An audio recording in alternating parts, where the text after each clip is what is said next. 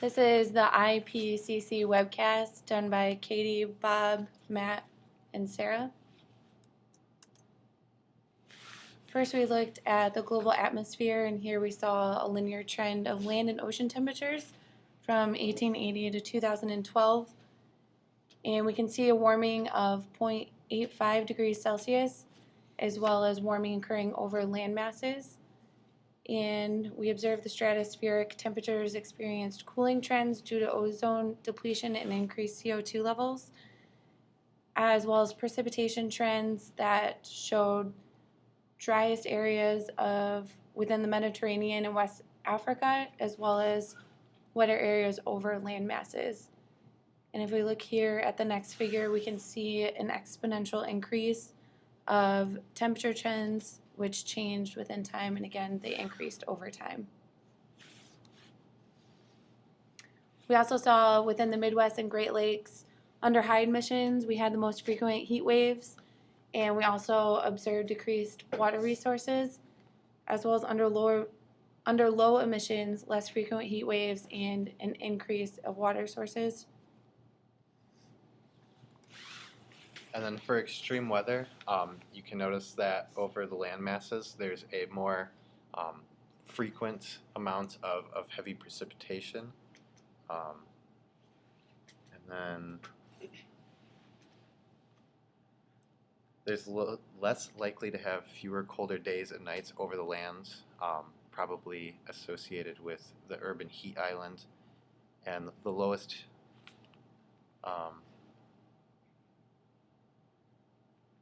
there's more heat waves, it looks like.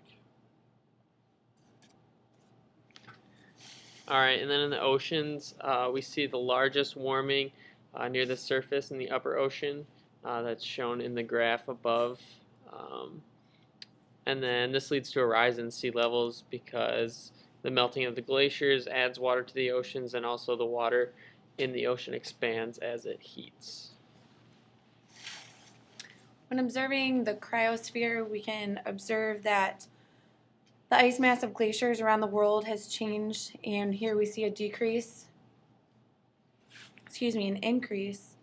And specifically in Greenland and Antarctica, we see a loss of ice mass at a large increasing rate.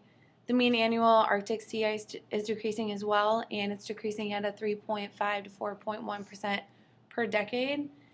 And we can see permafrost is thawing, which is also increasing the amount of greenhouse gases, specifically methane, within the atmosphere. We also observe the carbon and other biogeochemical cycles. In 2011, concentrations increased across the board. The CO2 we can see is 391 ppm, which is a 40% increase. Methane, 1,003 ppb, which is a 150% increase, and N2O, which is 324 ppb, which is a 20% increase. These are the highest concentrations in 800,000 years, and the pH of the ocean has also showed an increase, which is causing it to be decrease, which is causing it to be more acidic. And here we can observe this in this figure, showing a pH decrease of the surface ocean. And then the climate models, the equilibrium, can't say that, qualifies the response of the climate system to constant radiative forcing on multi-century timescales. The temperature range is anywhere from 1.5 degrees Celsius to 4.5 degrees Celsius with high confidence. And if you look at this figure that shows the two different scales of the RCPs, the one on the right shows a much more drastic temperature variance on the surface.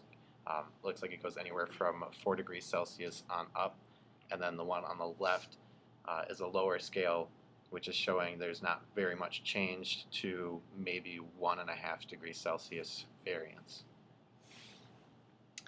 And that is all we have for you.